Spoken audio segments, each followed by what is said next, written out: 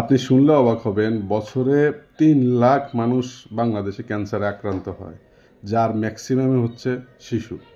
শিশুরা কেন আক্রান্ত হয়? দোকানে যখন আমরা যাই, বাচ্চারা কান্নাকাটি করে, এটা নাও ওইটা নিয়ে দাও, তখন ওদের জিদের কাছে আর কান্নার কাছে আমরা হেরে যাই। আমরা একটা না একটা কিছু কিনেই দিই ওদেরকে। এরপরে ওরা অসুস্থ হয়, দীর্ঘমেয়াদে অসুস্থ হয়। এরপরে আপনার নিজেরও মন মানসিকতা ভালো থাকে না, কারণ একটা ঘরে বাচ্চা যখন অসুস্থ থাকে মা বাপরা ভালো থাকতে পারে না, টেনশন অনেকটাই কাজ করে। এই যে স্ক্রিনে যে ভিডিওটা দেখতে পাচ্ছেন, এই যে আইসক্রিম তৈরি করা হচ্ছে, এই আইসক্রিমগুলোর মধ্যে কোনো ধরনের পুষ্টিকর কোনো কিছুই তারা মিস করে না। যা করে কাপড়ের রং, কেমিক্যাল, এক ধরনের আর্টিফিশিয়ালি জেলিয়াগুলো আছে ওগুলো, এছাড়া কিছুই না।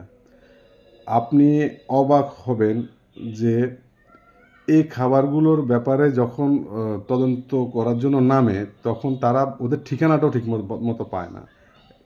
প্যাকেটের উপর একটা ঠিকানা লেখা থাকে, ওইখানে যাওয়ার পরে দেখে যে ওইখানে কোনো কারখানাই নেই। এরা এত পরিমাণে খারাপ মানুষ। তাই যেহেতু আমিও একজন বাবা, বাচ্চাদের খাওয়ার ব্যাপারে অবশ্যই আপনাকে যত্নবান হতে হবে।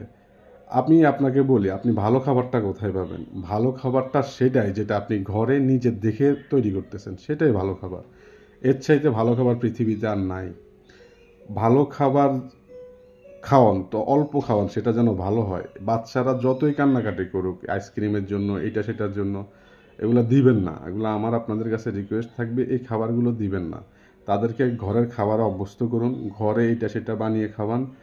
তাহলে দেখবেন বাইরে গিয়ে আর ওই বিভিন্ন খাওয়ার জন্য কান্নাকাটি করেন। আর বাচ্চাদেরকে অবশ্যই ভেজাল খাবার সম্পর্কে তাদেরকে সতর্ক করবেন। মাঝে মধ্যে দুই একটা ভেজাল খাবারের ভিডিও দেখাবেন। আমার চ্যানেলে আসলে অনেক ভিডিও দেখবেন ভেজাল খাবার নিয়ে। ওরা এগুলো দেখলে পরে আর খাইতে চাবে না। বাচ্চারা এই জিনিসটা করে, যেমন আমি আমার বাচ্চাদেরকে দেখাই যে বাবা দেখো এই খাবারটা এমন, এই খাবারটা তুমি কি আর খাবা? সে বলে যে না বাবা আমি আর খাবো না। আমার চ্যানেলে আসলে অনেক খাবারের ভিডিও পাবেন, আপনারা ওই খাবারের ওই ভিডিওগুলো বাচ্চাদেরকে দেখাবেন, ওরা আর খাইতে চাবে না।